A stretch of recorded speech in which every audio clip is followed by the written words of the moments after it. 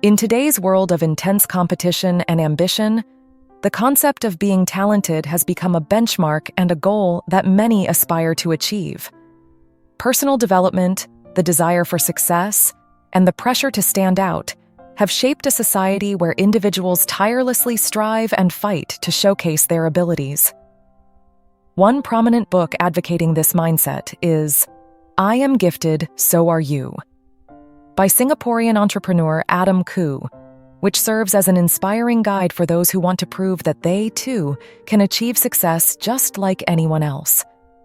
However, is it always necessary to prove that we are talented? We might ask ourselves, in a life where happiness and peace are what everyone seeks, is it truly worth continuously comparing ourselves and striving to excel? Furthermore, what does being talented really mean? Whose definition of talent should be the standard? Welcome to H&P Podcast. This is where I share the knowledge I've gained from books and how I've applied it to real-life situations, turning it into unique perspectives and personal experiences. If you love exploring knowledge and want to apply great ideas to your own journey, then this is the place for you. Our hearts beat to the city streets. We began to feel the fire. We rise like tall buildings as the chemicals, they take us higher. The night's young, it has just begun as she puts her hand in mine.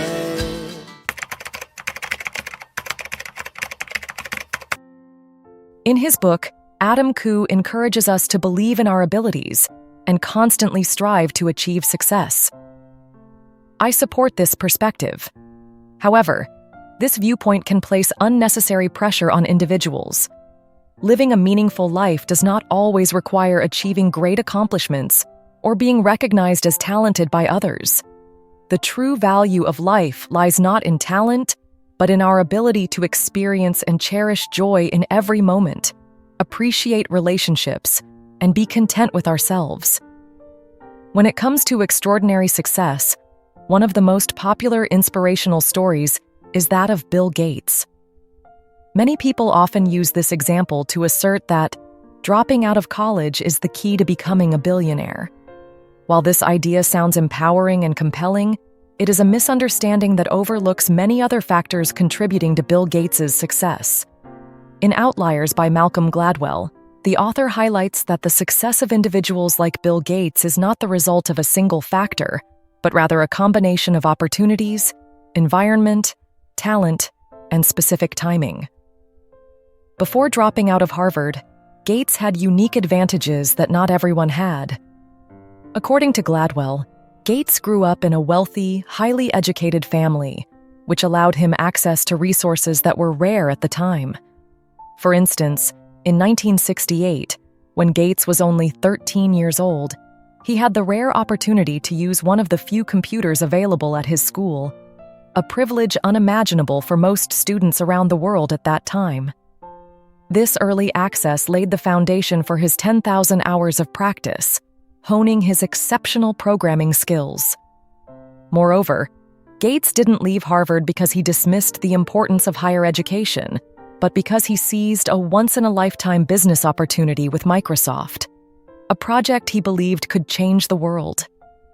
He didn't abandon learning. On the contrary, he continued to learn relentlessly through practical experience, maintaining an innovative mindset throughout his career.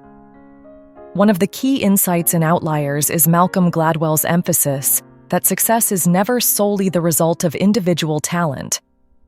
Gates is a prime example of a perfect blend of talent, relentless effort, and extraordinary opportunities. If Gates had been born into a poor family without access to education, or had lived in an era when computers were not developed, he might never have achieved the milestones he did. His success cannot simply be reduced to the phrase, dropping out of college. Gladwell also underscores that success is the result of leveraging opportunities and seizing the right moment. Gates was born at the perfect time, in the late 1950s. just as the world was entering the computer age. He was not only talented, but also fortunate to live in an era where his talents could be maximized to their fullest potential. What I want to emphasize here is that instead of viewing others' success superficially and without depth, we should acknowledge that behind their achievements lie factors far beyond what we can see at a glance. Rather than striving to imitate, let's leverage our own unique advantages and make efforts along our personal paths. You may excel in one area. Congratulations to you. I will excel in my own way. Instead of feeling pressured by others' success or trying to replicate their journey, we should focus on our own. Keep learning, whether through university or other means, not by following others, but by pursuing what you love and what you believe suits you best. In the end, everyone has their own path, and rather than judging or comparing, we should continuously strive to follow the one that best fits us. The book I Am Gifted, So Are You promotes a spirit of competition and asserts that anyone can achieve success through effort. Of course, I agree. However, encouraging competition and comparing oneself to others can lead to immense pressure and stress. When we focus too much on others' successes and feel the need to match or surpass them, we easily fall into states of tension and exhaustion. In modern society, comparing ourselves to peers has almost become an unconscious habit for many. We are swept up in others' accomplishments. One friend buys a house, a colleague gets promoted, or former classmates achieve great success. This pressure from comparison not only fosters feelings of inferiority, but can also lead to mental health issues and skew how we define success in life. Constantly comparing ourselves to friends and peers can make us feel inadequate, even when what we've achieved is already significant. This sense of inadequacy not only harms our self-esteem, but can also lead to discouragement or loss of faith in our abilities. Philosopher Eleanor Roosevelt once said, "No one can make you feel inferior without your consent." Comparison is a choice, and letting go of it is a way to preserve confidence. Always racing to keep up with others can lead to significant psychological pressure. We may fall into the trap of imposter syndrome, doubting our worth and feeling undeserving. This can even drive us to overwork in an attempt to prove ourselves, leading to physical and mental exhaustion. As German philosopher Friedrich Nietzsche once said, "He who has a why to live can bear almost any how." We need to find our own reasons and goals instead of living under others' judgment. When you focus on what others have that you don't, you risk missing out on simple joys and happiness in the present. A meal with your loved one, a relaxing afternoon, or moments spent with family. As writer Haruki Murakami once said, "Pain is inevitable, but suffering is optional." Choose to savor the present instead of letting comparisons corrode your soul. Success is a journey, not a destination. In life, there is no single definition of success. For some, it might mean status or wealth. For others, it could be peace and freedom. We don't need to pressure ourselves to achieve everything while we're young. Life is long, and everyone has their own pace. Success may come early or late, but what truly matters is living true to our goals and values. In the Tao Te Ching, Lao Tzu once said, "Knowing contentment prevents disgrace. Knowing when to stop avoids danger." The meaning of this wisdom lies in understanding our limits and recognizing when to stop. Life is not an endless race. Those who know contentment understand that happiness doesn't come from having more, but from appreciating what they already have. Instead of feeling jealous or comparing yourself to others, focus on improving yourself and living a life you genuinely love. The pressure of comparison is not only unnecessary, but can also lead us astray on our personal journey. Remember, success has no fixed formula, and everyone shines at different times and in different ways.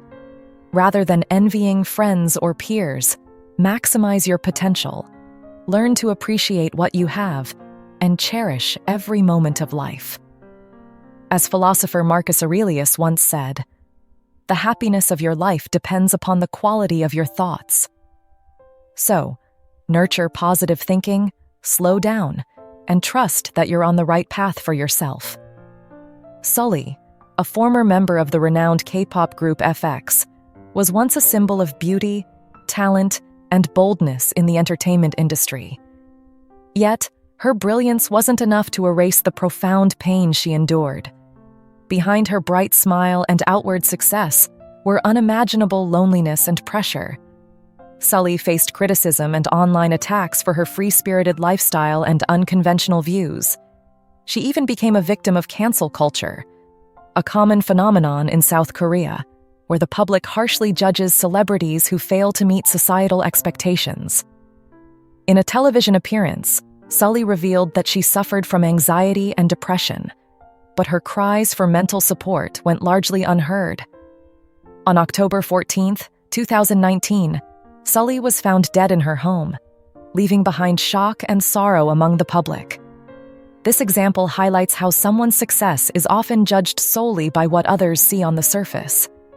Yet, their emotions, thoughts, and experiences are often hidden. As Ernest Hemingway famously said, "Success, after all, is not a perfect mask. It's often built upon sacrifices, pain, and sometimes wounds that cannot heal." Someone's success or failure is just the tip of the iceberg. We can never fully grasp the story behind what they present to the world. Therefore, instead of comparing yourself to others or feeling burdened by their lives, focus on discovering what truly matters to you. Reflect on your values and goals.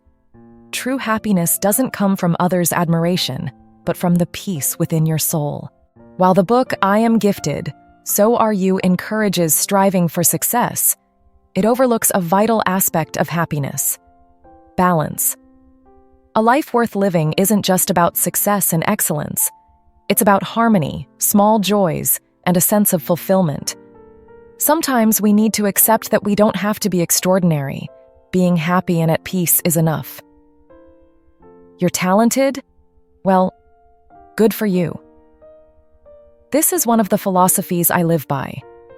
In a world where everyone is striving to be talented and outstanding, sometimes we just need to take a step back, find joy in simple things, and be content with ourselves. Instead of measuring ourselves against others' success, let's learn to love ourselves and value the unique qualities we have that no one else possesses. You're talented? Well, good for you. Isn't an attitude of indifference but a reminder that each of us has our own meaning and happiness, independent of anyone else's validation? That concludes my sharing for today's episode. If you find this content helpful, please share it with your friends and family. Also, as always, since YouTube's algorithm prioritizes videos with more likes, if you enjoyed this video, I'd appreciate it if you could hit the like button to help our podcast reach more people. Thank you for tuning in, and I wish you a peaceful evening.